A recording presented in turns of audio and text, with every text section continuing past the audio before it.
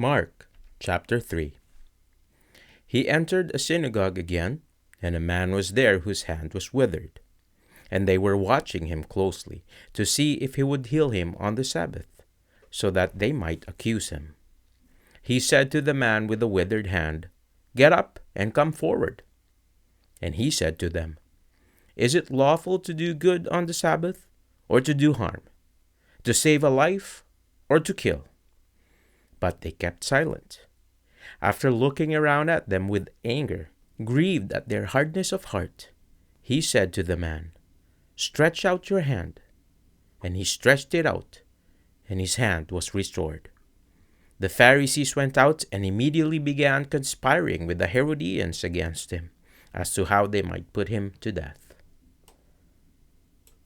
Jesus withdrew to the sea with his disciples, and a large multitude from Galilee followed, and also from Judea, and from Jerusalem, and from Idumea, and beyond the Jordan, and the vicinity of Tyre and Sidon.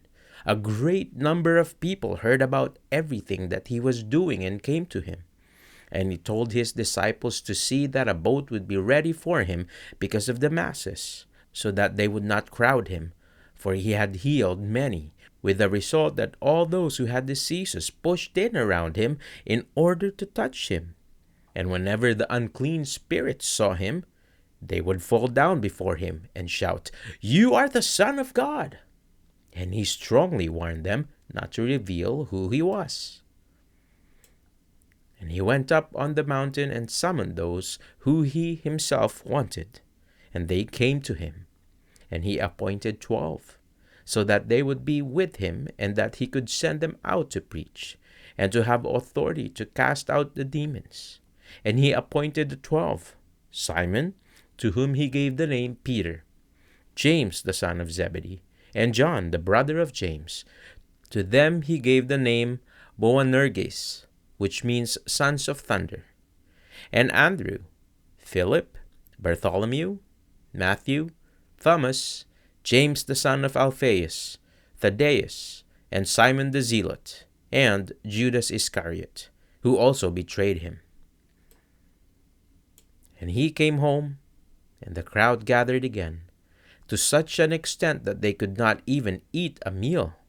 And when his own people heard about this, they came out to take custody of him, for they were saying, "He has lost his senses." The scribes who came down from Jerusalem were saying, "He is possessed by Beelzebul, and he casts out demons by the ruler of the demons." And so he called them to himself and began speaking to them in parables. "How can Satan cast out Satan? And if a kingdom is divided against itself, that kingdom cannot stand. If a house is divided against itself, that house will not be able to stand. And if Satan has risen up against himself and is divided, he cannot stand, but he is finished. But no one can enter the strong man's house and plunder his property unless he first ties up the strong man, and then he will plunder his house. Truly I say to you, all sins will be forgiven the sons and daughters of man, and whatever blasphemies they commit. But whoever blasphemes against the Holy Spirit never has forgiveness, but is guilty of an eternal sin. Because they were saying, "He has an unclean spirit." Then his mother and his brothers came, and while standing outside they sent word to him, calling for him. And a crowd was sitting around him, and they said to him, "Behold, your mother and your brothers are outside looking for you." Answering them, he said, "Who are my mother and my brothers?" And looking around at those who were sitting around him, he said, "Here are my mother and my brothers. For whoever does the will of God, this is my brother and sister and mother."